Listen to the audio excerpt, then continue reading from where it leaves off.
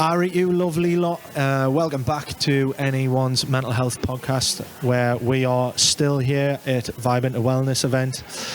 We're joined by our second guest.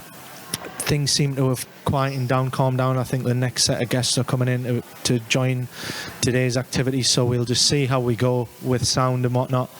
But I am joined by Sam Warner. That's me. That's me. That's me. And we are joined by our fantastic guest, and we've really been looking forward to this, Mr. Nick Abel. How are you doing, Nick? I'm good, yeah. Thanks for having us. No, yeah. Thanks for coming along, man. Thanks for coming along. We did throw you in the deep end a little bit with this this part where I changed things up last minute and said, look, we are going to be at this event. We're going to be shooting it live. There could be an audience.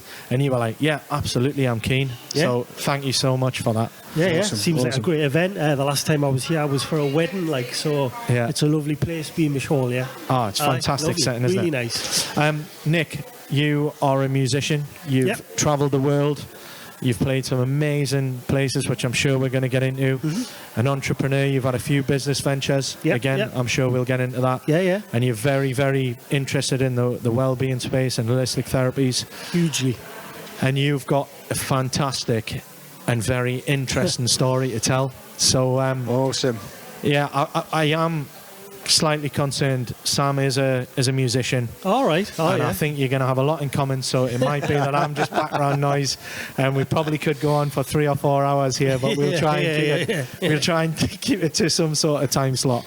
But yeah, tell us a little bit about yourself. So yeah, I'm from Newcastle. I'm a musician. Been a musician, professional musician, as in that's how I make a living, for about 22 years. I play guitar mainly. I also play an Indian instrument called a sitar.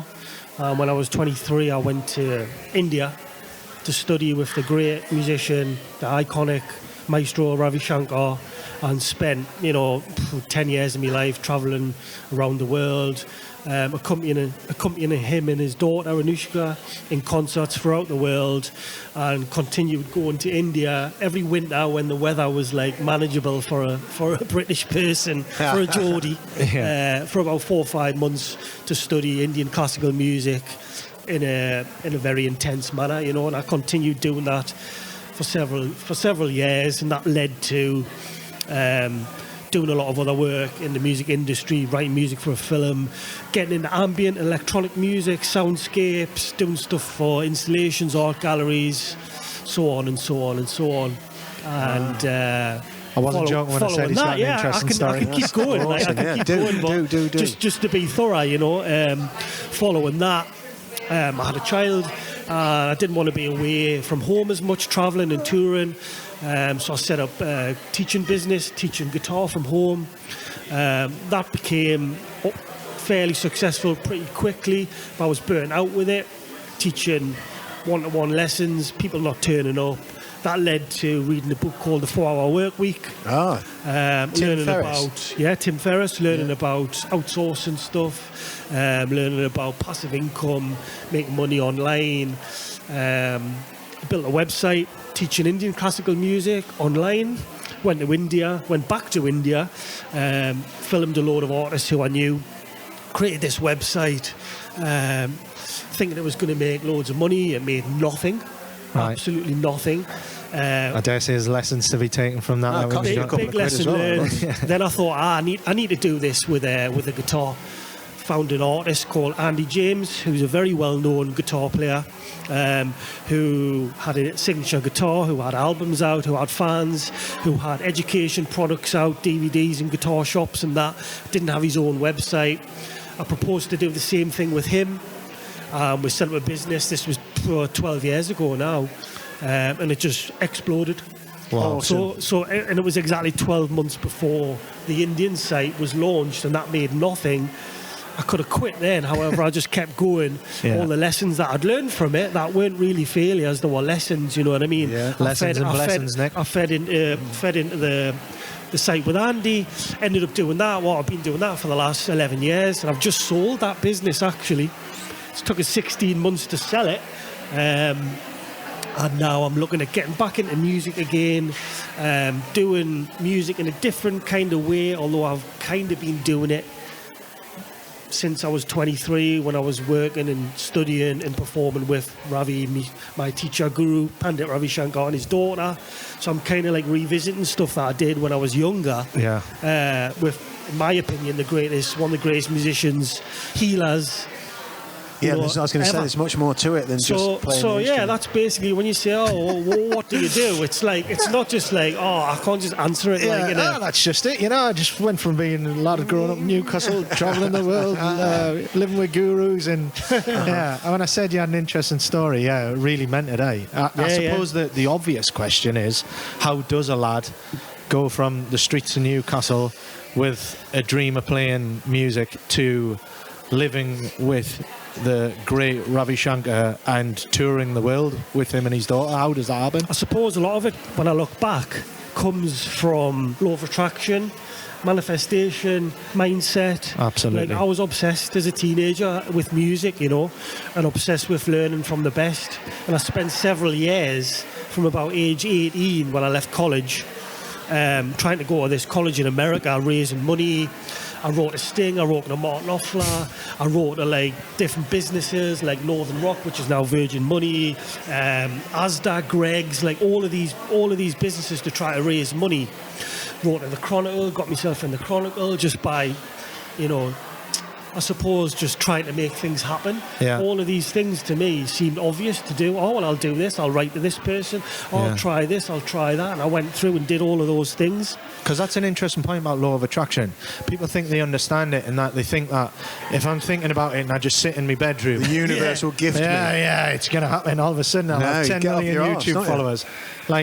Part and parcel of it is manifesting that to happen, isn't it? And getting shit done. It's living it and believing it and just obsessing over it on a daily basis, regardless of whether the outcome comes in a month or in a year or in 5 years. Yeah.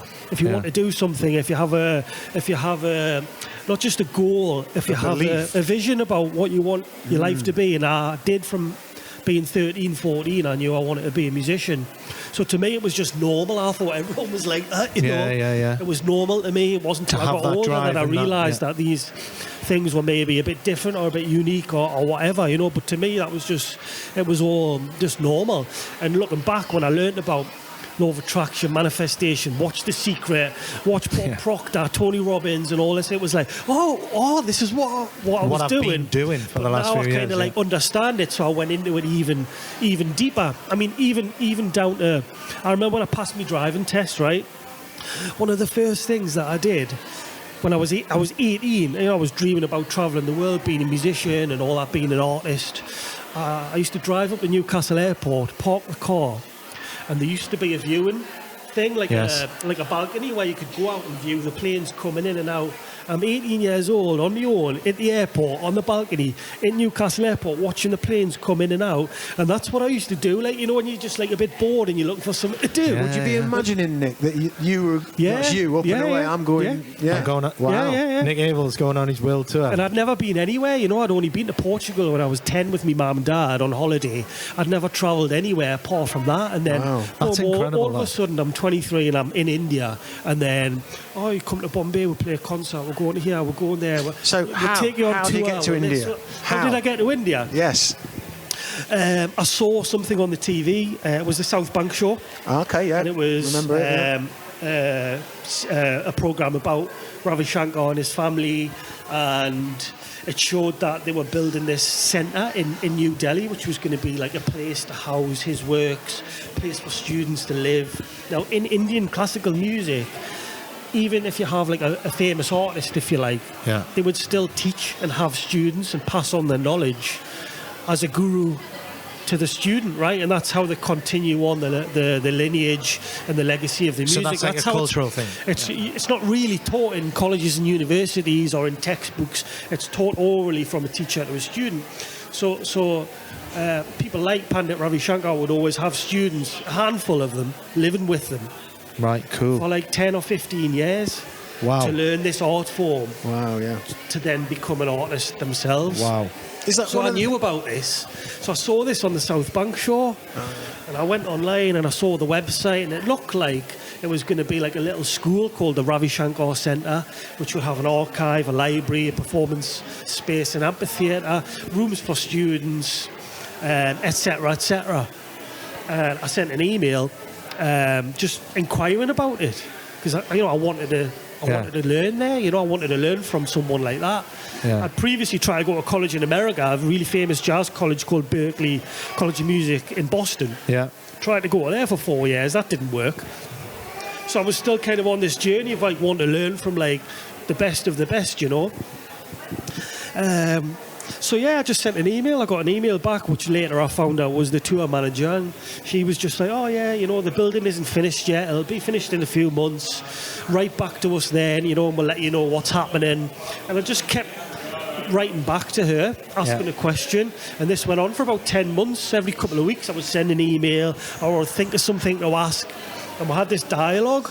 Then all of a sudden, Pandit Ravi Shankar's wife sent me an email going, "Look, she must have heard about this chap from England sending all these emails." This Geordie guy who's desperate to come over, And she said, "Look, if you really want to learn, there's a place in London called the Bavin. You could go there." And I was just like, "I'm not interested in that. I want to go to the source." You want the authentic, straight to the source, real experience. And she was like, "Well, look, like if you're prepared to leave everything, come to India for an extended period, absorb all of the culture, go through all the discipline." Now, that didn't really freak me out because I was already disciplined anyway. So where were you in your life? Where? How old were you and where were you in your life? I was 21 at this time, working at, I'd been working at Northern Rock, the bank, which is now Virgin Money, for about 2.5 years. Wanted to so you do got music, into that corporate world and you could have just went and carried on a decent job. But there was something burning inside to say, actually, because I mean that's quite left field, isn't it? Like, but you knew within yourself you wanted to change the scenery, you wanted to go and do that. I was trying to go to this college in America for a few years, trying to raise money, writing to people like Sting, Martin Offler, trying to raise money from these businesses, organisations, different like philanthropists and all of that.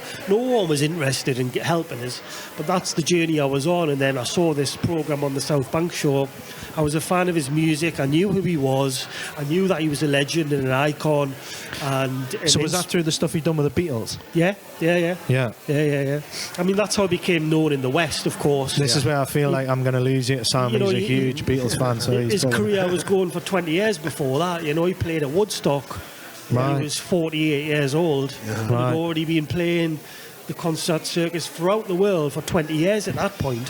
So the Beatles thing came along a lot later, but that's how we became known in the West and inspired a lot of musicians: John Coltrane, John McLaughlin, Philip Glass, Beatles, Tim from the Doors called Jim Morrison. Yeah, Jim Morrison took some lessons, what I mean? Way. Well, what you said there, Nick, about 10, 15 years living with him. Yeah. I think George Harrison famously realised when he started learning from Ravi, like, I'm 15 years too late to get to how it worked, the level he wanted to get to. Yeah, because the levels really high, Yeah. It's because it's not just going to be a case of going over there and just music lessons and whatnot. That's a completely cultural, emotional experience, isn't it? You're not just going over to learn an instrument.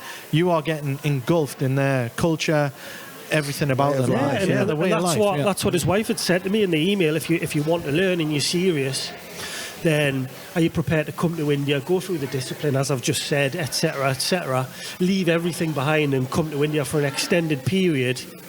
If you're interested, I need to speak to you on the phone. So I spoke to her on the phone, and this is when the concert for George was happening in London. So they were in the UK. And she basically just said, right, we'll rent you a room in the house, which is the Ravi Shankar Centre. Newly built centre, which is what I saw on the South Bank show, which is basically their house. A new home for them with an archive, a library, rooms for students instead of a room with loads of them just staying in it. Because he did have a house which was given to him by the government because he was on... I don't know what the term is, like he was on the board of something within the Indian government, so he got a house from them. However, this centre took 6 years to build, a huge building, she was like, we'll rent you the room in the house for a while. you'll sit with us, you'll eat with us, you'll be living with us, like immersed in their culture. We'll get one of Ravi's senior students to come and coach and give some lessons, see where you're at, and if you're talented and if he likes you, he might teach you. So it wasn't even guaranteed when you went over there? When she said he might teach you, that was it. I was going to India. And I didn't need 50 grand a year, which is what I needed to go to America to study at Berklee College of Music, to have the tuition fees and then the fees to rent somewhere to live and all of that. I only needed a small amount of money because the way it works with a guru is you don't pay a tuition fee traditionally. And even now, you don't pay a fee. It's not like you're paying a college fee or paying for private lessons. You go and live with them. You surrender yourself and dedicate yourself to them and also to the art form, and in return they'll teach you. And of course, like, you're helping around the house, and you end up doing a lot of things. Just like part of the family, essentially. Yeah, you're part of the family. Yeah. So I was living in this centre, which I'd saw on the South Bank show, which was basically their house. I love that you've been sat in the living room watching that on the TV. Next thing you're there, like 20-year-old Nick with aspirations. Like it was a year later, about a year and a half later, from seeing that on the South Bank show, and I was living there. And it was just when was this, Nick? Was this like late 90s, early 2000s? When was this? 2003, 2004. Right. Yeah, I was 22. Wow. Yeah, I was 22. Yeah. What an totally mental. Looking back on it now, do you think? Because like 22-year-old Nick, he's been to Portugal, he's got a little job in Newcastle. He's going to Newcastle Airport on the balcony, manifesting, travelling. What you said there, Nick, about like writing letters and banging on the door, and even with Ravi's wife eventually getting in touch with you. And this is something we spoke about on the way here today with our young kids, bringing up young kids today. Yeah. And having that kind of ethic and that kind of understanding that you go and shake the tree if you want something to...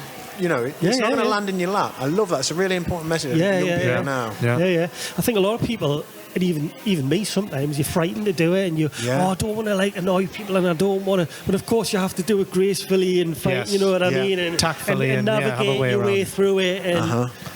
Because when that opportunity comes, you're the first name. Well, that kid from England, he seems keen. You're the first one, aren't you? It was weird. It was so bizarre because it was like, why? When I got there and I got to know them, and of course they liked us and we got on, and I ended up being welcomed into the family. And at the end of the 4-month stay, the initial stay that I was there, his wife was like, look, you don't need to pay us any money, it's fine, you know what I mean? It was just, I was like, I could have been anyone. I could have been a lunatic, I could have been an axe murderer, I could have been... But they've obviously got the vibe, haven't they? It was just, she was like, there was just something, you know what I mean? There was just That's special, isn't it? Yeah.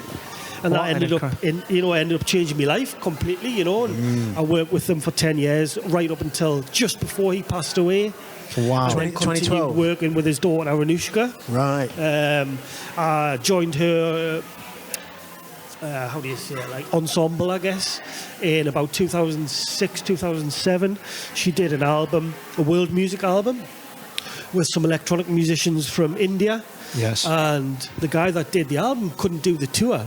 And I just bought a laptop at the time, bought some music software, bought a little keyboard, and I was wanting to get into music production. And I had it in India in my bedroom, and she came in, we used to exchange music and all that. And she was like, Gaurav can't do the tour, and this, that, and the other. And then she looked at the laptop, looked at me, looked at that, she went, could you do it? And I went, some stories write themselves, don't they? And I didn't know how to use it or anything, but I knew there was a 6-month period where I could figure it out. And Gaurav, the guy that did the album, of course, showed us. And then here I am on stage doing a tour on support of an album that got nominated for a Grammy, replacing kind of the biggest electronic musician in India. Wow. Just in... What software from a techie point of view then? Ableton. That was using Ableton. So you had 6 months to get up to speed and kind of recognise. That became my nickname, Nick Ableton. Of course, yeah. And that led to getting to know people like Nitin Soni, Talvin Singh, a lot of these Asian electronic musicians who I was a huge fan of. I was kind of propelled into that whole world, which led to doing music for a film and getting into doing music for installations, art galleries, soundscapes, ambient music. Wow. A huge ambient music fan, which links to now, being into getting into the wellness industry, getting into hertz, frequency, meditation, how it affects your body, your mind, but on a massive, deep level. I suppose it's going back to what I did when I was in the early 20s studying with Ravi. Yeah. You know, You've had a sense for it, Nick, haven't you? You've been seeking something, haven't you? So even though you weren't there for that, for the well-being aspect, you know, when you're immersed in that lifestyle, what was, so just out of interest, you know, when you land there and you do get into that, you know, you're sat with the family and you're observing their way of life, what was the biggest thing, culturally, biggest change for you? What did you notice was completely different? Oh, just... There wasn't really just one specific thing. It was like everything was different. Yeah. Everything was just completely like bizarre, completely alien, just everything. You know, like the smell in the air, walking around the house where they live, which was in the diplomatic enclave, really affluent area. There's a shanty town on the corner, and it's just like, what's going on, you know, like being in the house, watching them eat with their hands. Yeah. You know what I mean?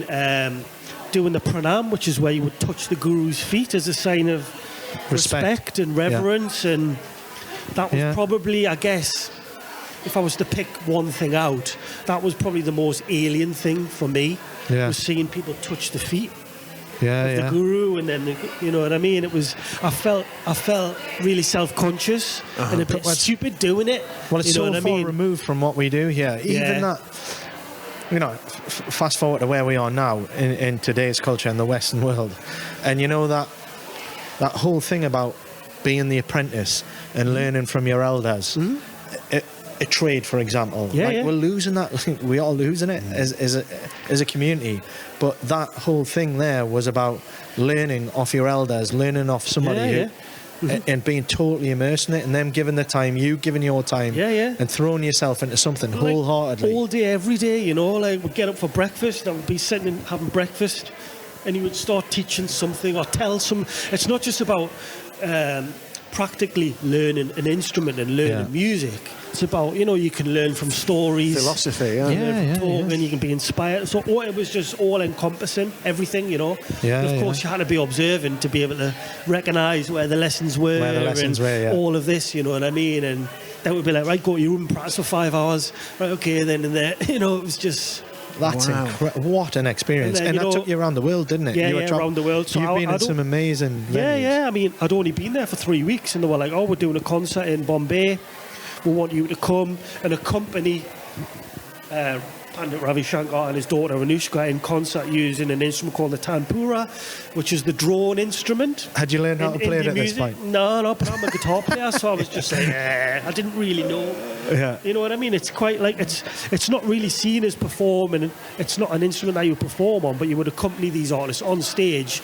And when you're on the stage in close proximity with this, it's like you're going into sort of subtleties of energies, frequencies, music, and all of these sort of things that you learn, feel, pick up on. And I learned a lot just so by a guy being like that's going to have an aura, isn't he? Yeah, like an aura, yeah. It's going to be, you're going to feel it just being with him in his everyday, never mind watching him perform. It must have been pretty special. Yeah. Mega. What sort of impact does that have on a person? You know, I'm trying to put myself in that position. A young lad from Newcastle. That must leave a profound impact on you as a person. How have you found that whole experience has impacted you as a human being? Well, it became my life, you know. It became my life. Like I say, I ended up spending 10 years with Ravi from the moment that I met them until he passed away. I spent 6 years on and off going to India to study in the winter. I went to the home in California, etc., as well as touring the world multiple times, several times with them, you know. It became a way of life for me. It became me life, you know. And it just opened so many doors, you know, from going back to when I was a bit younger, when I was trying to go to college in America. No one was interested in us. I didn't really want to help out or anything, but I got a lot of praise, and I certainly learnt a lot. When I got a bit older, it was very easy to open doors. People wanted to be associated with me because I had that I had that association with them, and because of the things that I'd achieved, I guess, as well, and the things that I'd done, you know, and that led to me forging a career in music, I guess, like on my own. and leading to reaching out to the likes of Andy James, my business partner, and there was other people, this is who I am, this is what I do, I'm interested in doing X, Y, Z with you. People would always respond and be responsive. So, because it's a pretty far out story, you must have said that and been like, this is a bit of a synopsis, and they'll be like, wow, what an interesting. So it became fairly easy. However, it doesn't mean to say that pulling things off is easy. You still got to have the skills and the knowledge and be able to deliver the goods. You can't just blag it because I've done this with this person, and can I do this with you? You've got to be able to deliver the goods, of course. Are you from a musical background then? Are your family musical? No. My parents aren't musical. I do have a brother. He was musical. However, he didn't live with us. He lived like in Birmingham. He's a half brother. I did get a guitar from him. But my cousin got a guitar, I wanted to play guitar since I was age 8. One of the earliest memories has been in town at Windows Arcade. With my mum and dad on a Saturday, walking past the guitars going, and I just had this. Was that what it was, Nick? I can remember, I had this just seeing them. Pull to it, my mum and dad were like, And it wasn't until I was 13 that I got a guitar. Right. Which was from my cousin. Because he got one previously, he didn't like it or he didn't take to it. Yeah. And my uncle was like, we'll give this to Nick. So I got it as a gift. Wow. Awesome. Because that'll sort of, resonate with you, because Sam's got 3 kids and they're quite musical, but because I think a lot of it is in part that you are playing music around them. Music, there's instruments, there's guitars in the house. So they're really...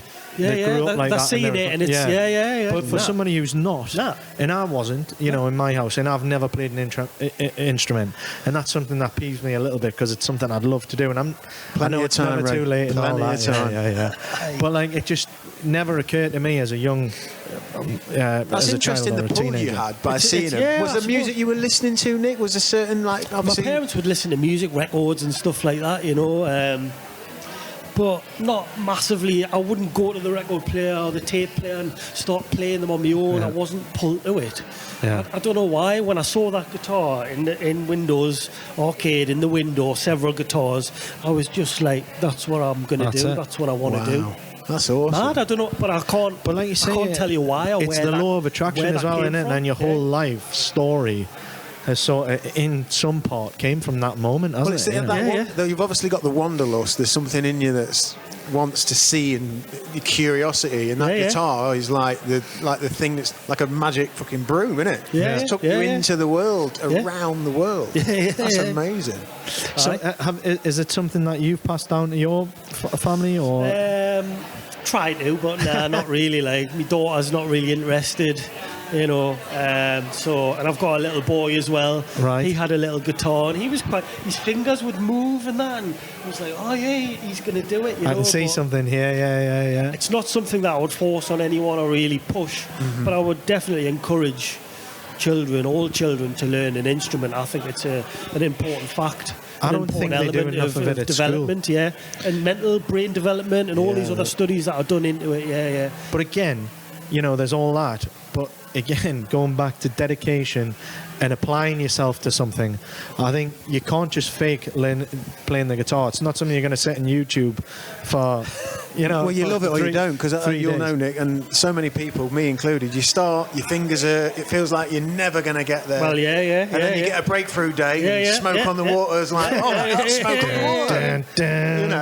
And then you have a breakthrough, and then you don't look back, but it's that sort of, sticking with it. Like you say with the kids, I made a point of just putting stuff around the house, and, I was doing what I was doing, but I bought a piano off Gumtree for £1. It's just in the corner, and I'd come downstairs in the morning and I'd hear my 3-year-old just tinkling on it. And it's magic to me. I was like, that's awesome. And one of them, he likes to play the drums. One of them picks up the guitar a bit, puts it down, picks it up, puts it down.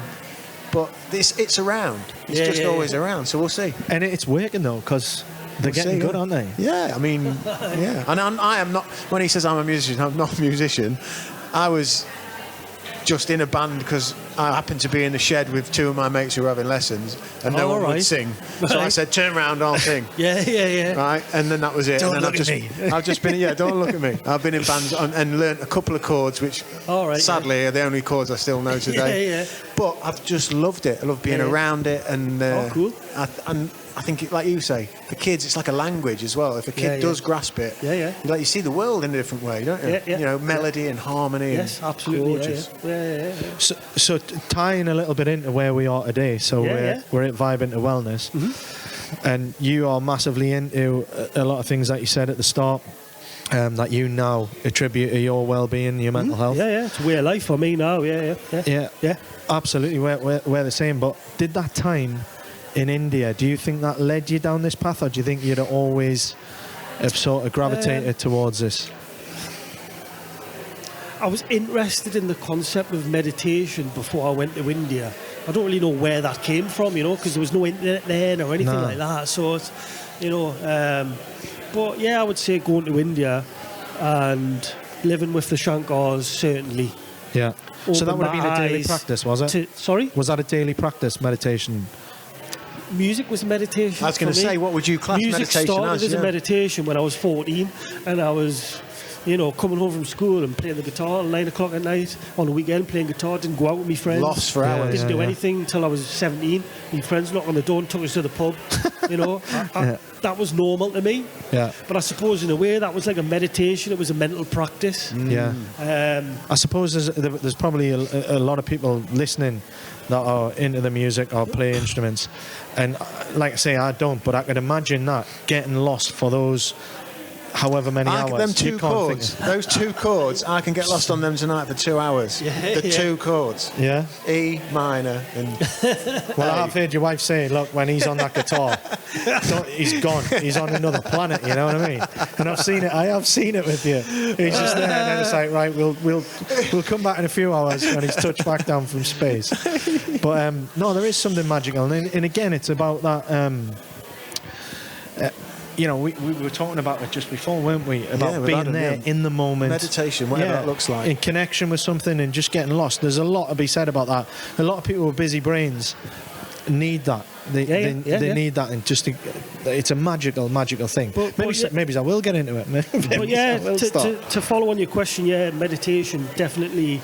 I would say I learned to meditate properly in my understanding of what it is, while I was on stage accompanying my teacher, my guru, in concerts throughout the world over like a 3, 4, 5, 6 year period. Yeah. That's where I learned meditation. Right. To me, going into a deep place.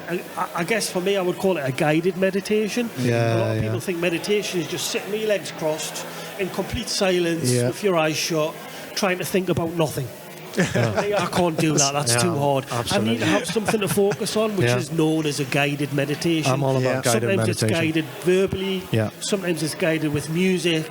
So for me, that was like a meditation. And here I am with the ultimate guru, one of the greatest artists of the 20th century, playing meditative music.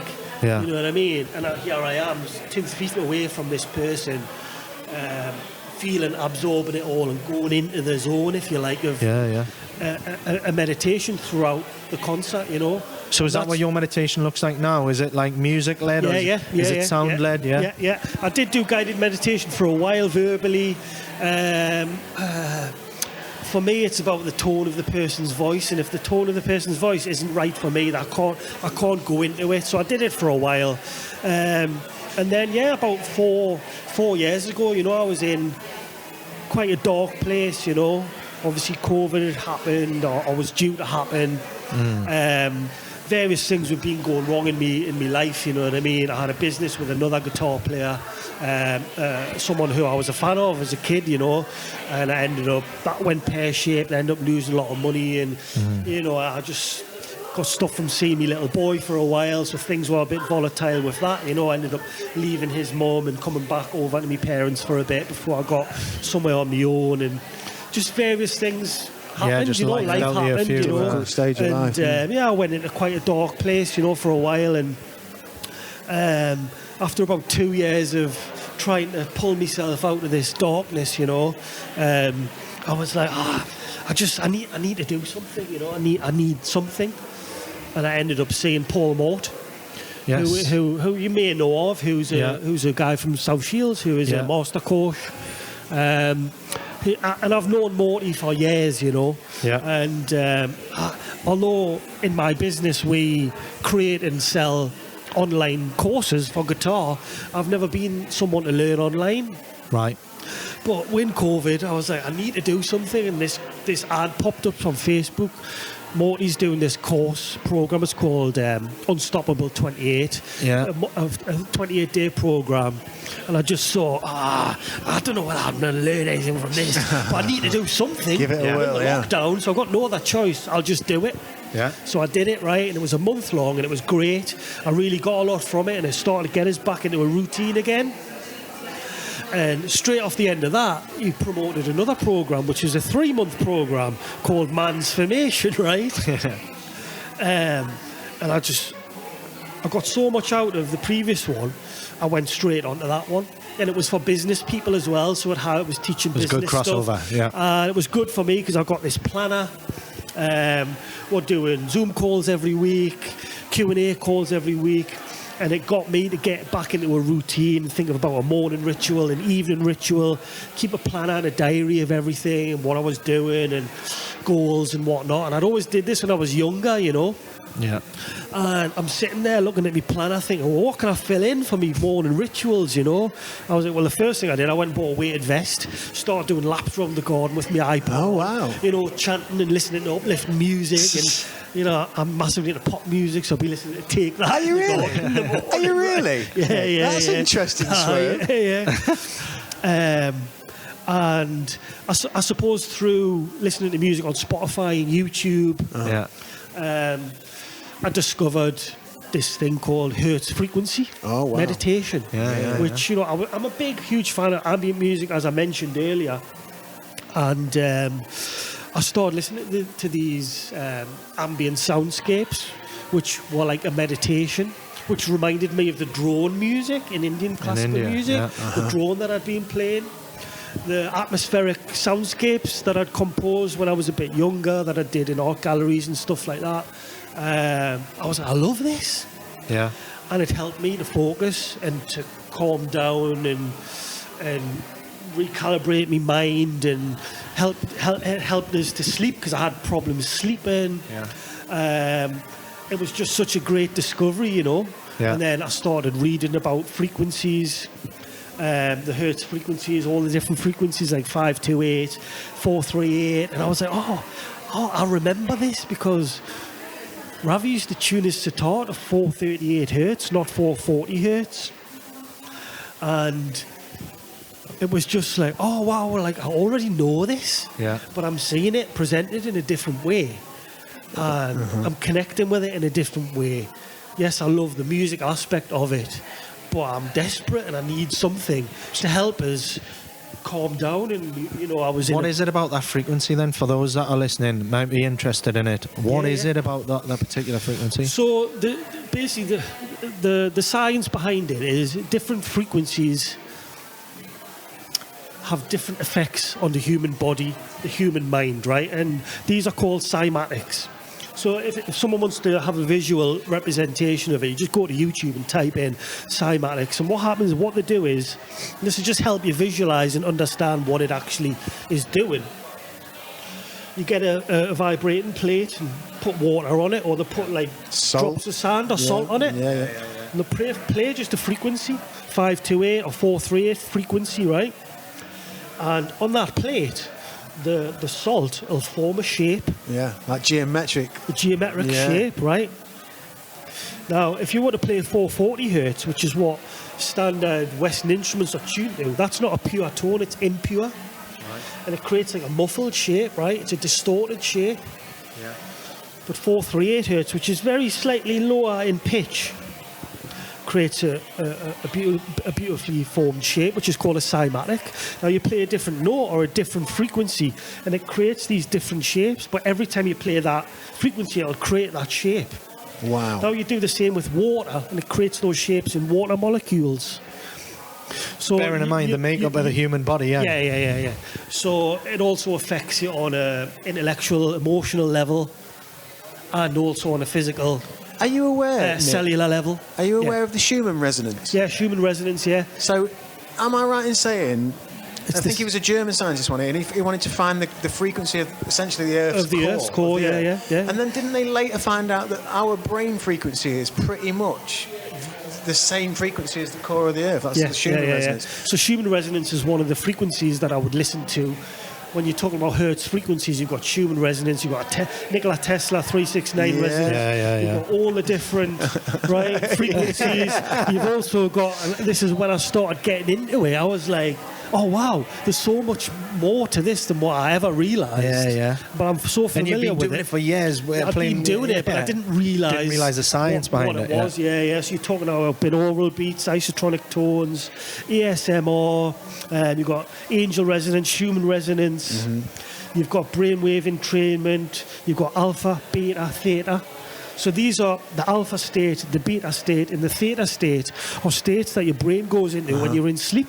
Same with REM, rapid eye movement sleep. Meditation. When you're in REM. Your brain is actually creating certain frequencies when you go into these different states. So if you listen to these frequencies, then you can put yourself into these different states of calmness and into kind of when you're like half asleep, falling asleep, when you go into rapid eye movement sleep, going to deep sleep, etc., etc. And there's so much to it. And we're here at a place that's called Good Vibrations, and we all sort of innocuously say, oh, it's a good vibe, it's a great vibe in there, I didn't like the vibe in there. We're saying that kind of unknowingly, but primitively, that is what we're talking about, how we feel. Because I think high vibration is positive, low vibration is negative, and we feel low. I want to lay down, I want to curl up, it's all wrapped up in that. And but we say it like every day. It's a throwaway term, isn't it? Vibe, but it's actually a good vibe, deeply engrossed in exactly that. Wow. Of course it is, and it's very much the same as well with words, right? I mean,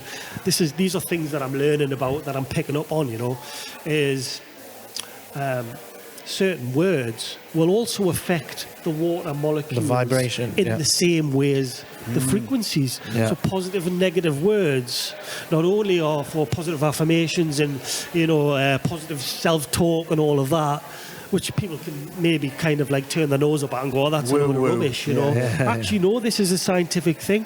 So it's not to do with the tone that you're delivering them in. It's the actual... The physical words and that you say create like, snowflakes. Those kind of shapes, which is like the cymatic shapes that would be created with frequencies. These same shapes are created with words. By words, sorry.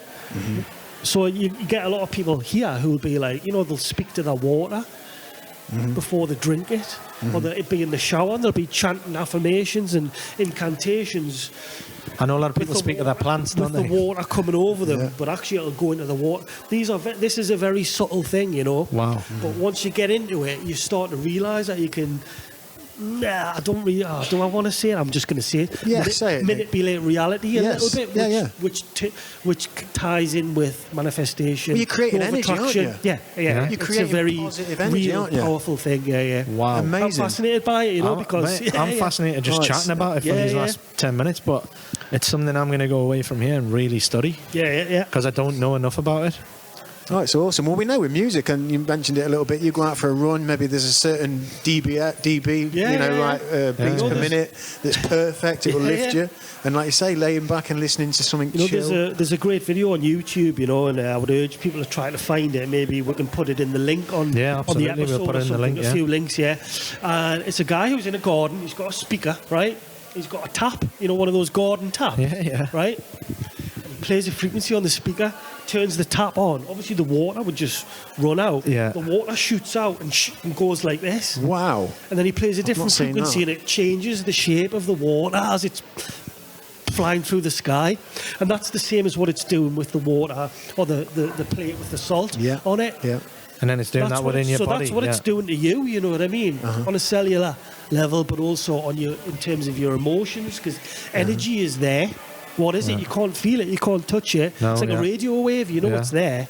So all of these things that link with emotions and energies, auras, and all of this. And I'm really into all this, really like esoteric, spiritual type of stuff, you know. But it's all real. It's all there. Listen, mate, you're in the right place today, because I think there's a lot of people on your vibe. You can't see it, but it's there. You know what I mean? I'm fascinated by all of that, you know. So it all ties in with all of this. And well, I'm a great believer in that. You know, working off a feeling or an aura or a vibe you get off something. You walk into a room, and you absorb it, don't you? You can just feel it, and you go, oh, this isn't right. Well, when you're around somebody who's just got a positive energy, makes you feel settled. It might be in a new situation, whatever it is, and you sort of feel alleviated a bit because there's a good frequency. Or someone's edgy, someone's fucking got like a freaky energy that's like putting you on edge because, you know, and like we say, with anxiety these days, obviously there's lots of people in lots of places. You go in a big, busy room, it can be a good vibe in there, it could be a bad vibe. And we say that, like you said a minute ago, throw away. Oh, I don't like the vibe in here, should we fuck off? Yeah, the vibe's off. Yeah. But it's that, it literally and someone could walk in and change the vibe. And I love what you're saying. One way or the other, you know. Because when you do sort of click with that, and you don't need to know the science, you just need to understand, like, on a layman level, like we're talking about. Like, if you choose to be positive, you'll emit positivity. Yeah, it's what you put out, you get back, isn't it? And that's a big turning point in my life as well, you know, where I chose to go out and try and make a positive impact and do things for people and not want anything in return, but go out and have those conversations, ask people how they're doing. It's in its simplistic terms, it's very much like that, isn't it? Wear a smile, ask people if they need a hand. And like we live in a world which is quite negative, you know. I don't watch the news or read the papers or anything like that. Likewise. Generally speaking, most things when you sit and observe it are negative. Yeah. So you kind of almost have to train yourself to do the opposite, which is what you're just saying there. All of these things that you consciously told yourself that you wanted to start doing. It's a shame it's that way. But it's an interesting point as well, Nick, because in your actual life, we've just discussed quite a lot about social media and the impact of digital culture on us now. And as you mentioned there, so much of what we're sort of led through news channels or whatever, or the zeitgeist of culture is like negative. This war, that war, this kid's gone missing. But in your actual life, the people you meet, the experiences you're having, how many horrific, terrible things have you experienced that are on the news that you think are happening? If you actually go on your real lived experience, they're not there. It's not they're not there. Like you would be led to believe it is. They're not there. That's a really interesting thing. And a simple thing you can do is to, like, advice-wise, what we try and get to on here, is so simple, like, just tune out of that a little bit. Focus on the things that you love and that you're interested in. Don't focus on the things that you're not interested in. That you're not even focusing on. You're being led to. You're being led to it. Do you know what I mean? Of course. All that AI and the social media is great for that, isn't it? You browse something on Amazon, next thing, every targeted advert. We're not going to go there. We're not going to go there. There's another story for another time in this one. Right. But you know, and it does my head in that they actually just. You're being mined for profit, aren't you? Of course. Because it's all this big thing about being mindful, but how can you when they're actually targeting you towards a certain thing, and like this doom scroll? I hear that a lot. Oh, people are doom scrolling. I'm thinking, well, because the pages are littered with it. Doesn't matter if you're typing about football. You're just getting the worst of the worst, aren't you? You're getting battered, and then before you know it, before you've left the house, you've just been in a way, that can also be a positive thing. You know, like I only log into Facebook and I log out when I want to. You know what I mean? I want to check on something. Like you were just saying before, when we met, when I came in, you know, like there's so much happening here in the wellness industry. It's such a booming thing. There's so many things going on. But I remember when I first started to think about, I really would love to go on a retreat, you know. I was kind of like struggling to find something. A lot of them were like Buddhist retreats or yoga retreats. I didn't really want to do yoga. And we're not talking local here. Are we talking like... we're talking like international, well, national and around Europe as well, you know. You know, I didn't really want to go on a Buddhist retreat, although I enjoyed going to the Buddhist centre and do meditation now and again.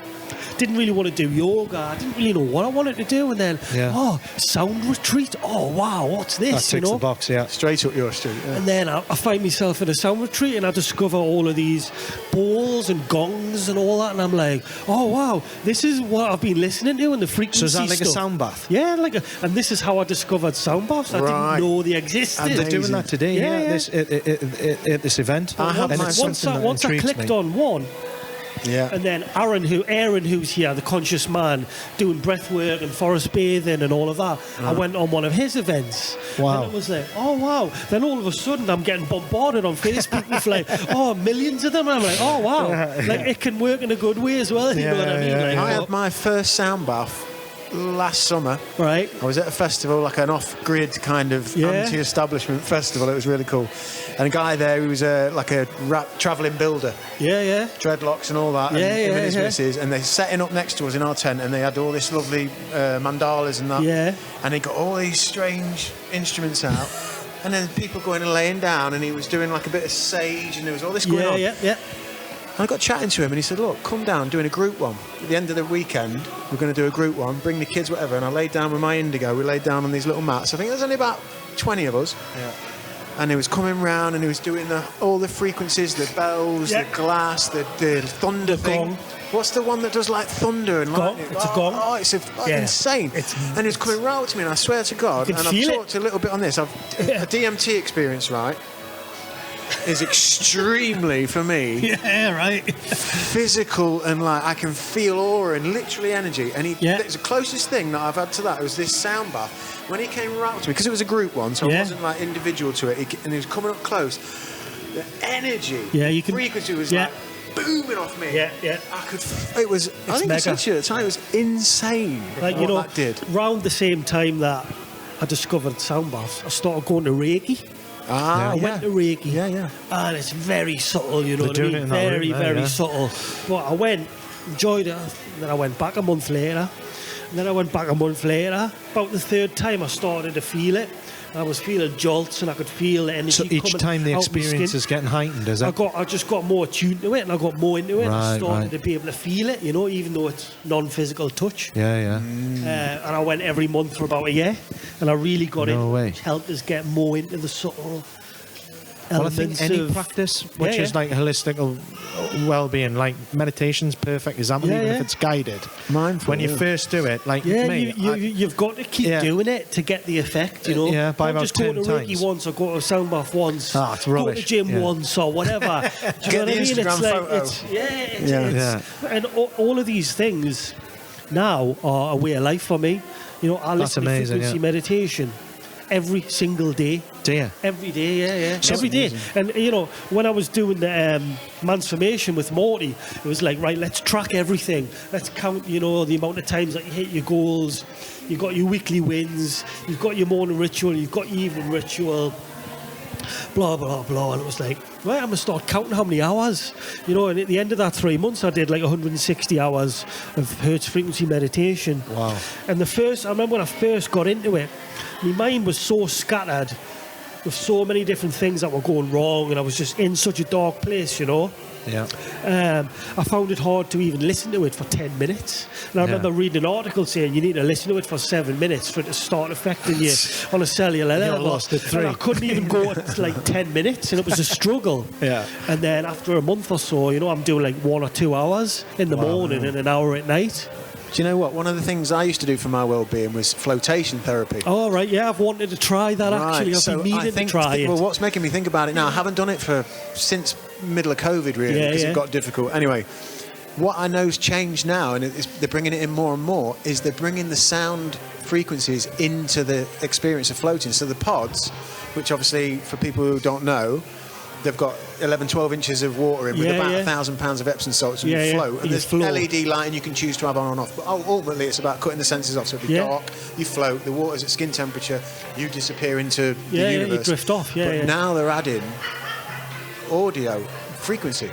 Well, that ties in exactly what he's just saying, isn't he, about the molecules in the water. There's so much happening there. There's a thing. I've not done that, though. It was in town. It's moved to the Bick in Sunderland now. It's called the Harmonic Egg.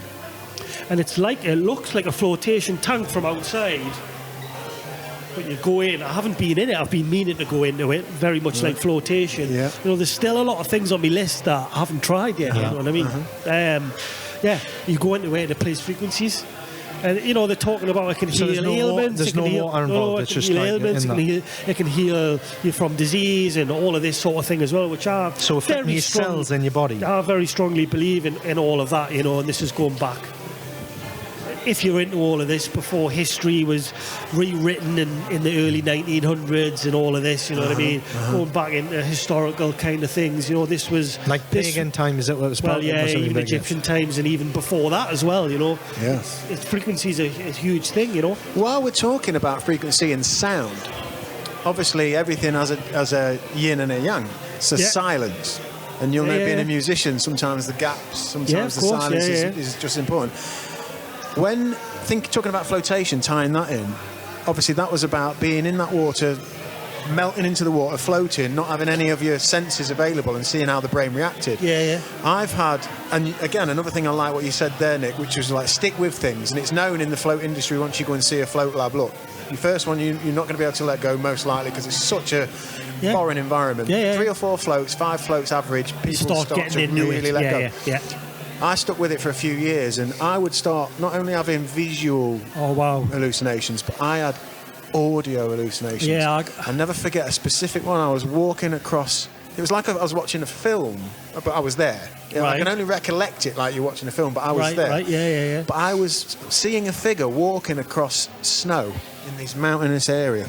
But it's like I was zooming out at the end of a movie. But I could hear the crunch of the snow. And as the higher I was pulling out, I could just hear the sky and the wind and the whistle and just the vastness. And it was getting louder and stronger and more prominent. And I came to, and people talk about blipping, and you're in that hypnagogic state where you're not asleep and you're not conscious.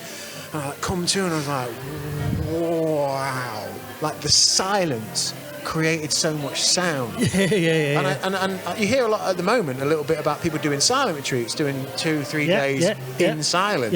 Is that anything you've done yet? Is that something? Not the silence one. I have seen the one where they put a blindfold on and you're in darkness for 3 days. I'll tell you what, a silent retreat sounds perfect to me with two kids in the house. I could well sign up for that. I'll tell you what, though, talking about the silent retreat, there is something called Vipassana meditation. Yes. And Vipassana is something that I discovered when I was in India. And I wanted to go up to the Himalayas to do it. And basically what it is, for anyone who doesn't know, you go to this meditation centre, and men and women are separated, and no one is allowed to speak whatsoever. And you're in there for, like, I think the first course that they do is about 10 or 14 days, days and nights, and nobody speaks. And you're studying this meditation technique that I can't really describe because I don't understand it. However, just the silent aspect of it, and I would read stories of that when people would come out and they would start talking again, they would just freak out and just like discovered speech in a new kind of a way. But being silent for all of that period of time opened up a lot of other senses. Very much like you hear about people who become blind or deaf. Heightens other senses for them. So I guess that's what you're saying. Totally, but then you mentioned DMT there as well a little bit. I know a lot of this deep meditation, going into alpha, beta states. You know, Dr. Joe Dispenza, however you pronounce his name, is very much into all of this kind of thing. And I know a few people who've done his retreats where, you know, they'll do extended meditation and it activates the DMT in the brain, and they start having these... The homogenous they'll stuff. They'll start seeing cymatic sacred geometry and hearing frequencies and hums. Well, if you do get a chance to get into the flotation, whether or not whether there's audio in it, like I say, I know that they're starting to bring that in. But certainly you go to a place in there where visually... I mean, if you're that way inclined, which it sounds like you are, you can... It's an insane thing that can happen in there, and it's just, and then out, the lights come on, and you're like, whoa, hang on a minute, I've only just got in here. I used to do a 2-hour flow. Wow. Bang, gone. Just and the alleviation, because there's so many physiological benefits as well. From the float. But I used to love, because I'm a weed smoker, and I like to go out there. I used to love just disappearing in there. Just disappearing into that place was amazing. The sad thing is, in fact, talking about it makes me want to go back. There was a fantastic little spot in Colour Codes. It was actually a salon, like in a nail bar. I think I heard. And they had a float in the back, and it got took over by I don't actually know if they've kept it going. I should look into it. There's one in Heaton as well, I think. There's one in Heaton, because I've looked at it. I have looked at it. I've nearly put it on the floor. I've nearly booked it a few times, but actually talking about it now with you, it's like, I must book that in. I must do it. You'd love it. You'd love it. And like I say, it is pretty profound. The audio trip out is something else. something else. So Nick, just taking it back. Yeah. As a Geordie lad, you've been lucky enough through your music and other ventures to have seen a lot of the world. But you're back in the northeast. I presume that you love it here. You love. Yeah, this is me home. Yeah, I love it here. Although I've travelled a lot and lived in a lot of different places, this has always been me home. You know. Yeah. And I love it here. There's so much happening here in the region. You know, I'm from Newcastle, living in Blythe at the moment, but there's so much going on in the northeast. You know, look at where we are today. There's so many different things happening. It's like you go to like a different city, apart from maybe London, which is really full on. Yeah, you don't really find that. Like it's like here. Yeah. There's a bit of everything here. You know. I couldn't agree more. Yeah, I absolutely love living in the northeast, and Sam, he's an adopted Geordie, and there's this warmth to the people as well, isn't there? Yeah. And that's sort of going to lead us on to my next question, which is a question we ask on every podcast. Right, yeah. And the question is, why is it that you think we are struggling so badly in this region? Because we've got some of the worst statistics around suicide and mental health, given the fact that people look on the northeast with a really, they look on the northeast with a real fondness because of the warmth that the people have, because of the fantastic place it is, and there's so much to do. Why is it that we're struggling so badly? Is there something you think you can attribute it to? It's hard. It's a hard one to answer, I guess. I suppose there's different things that would pop into my mind, but I would say, in my perception and from the people in the circles that I know, a lot of it's a stigma. A lot of people kind of like think that if you don't go to the GP or you don't this or you don't that nothing's going to work. Yeah. Or if you don't take a pill, or if you don't this, or if you don't that it's not going to work. Yeah. And I think people are, maybe I'm wrong, but my perception anyways, people are frightened or embarrassed because it's not in the peer group, or their mates aren't doing it, or their Joe blogs are laughing at it, you know what I mean? Yeah. What do you mean in the sense, Nick, that people are conventional and not willing to come away from that? I see, yeah. So alternative. The wellness industry is growing. It is growing massively. Certainly there's a lot of people that I know that suffer with issues, you know what I mean, and they don't even try or look at anything else. They just turn their nose up at it, you know, and maybe that's got a lot to do with it, you know. And do you think that's like a regional problem? Do you think that's a localised problem in the northeast? Do you think they're sort of less inclined to try other ways of well-being? Well, I wouldn't necessarily just say the northeast, but probably like the UK, certainly other countries. Even within Europe, some of them are more open to all of this kind of thing, you know.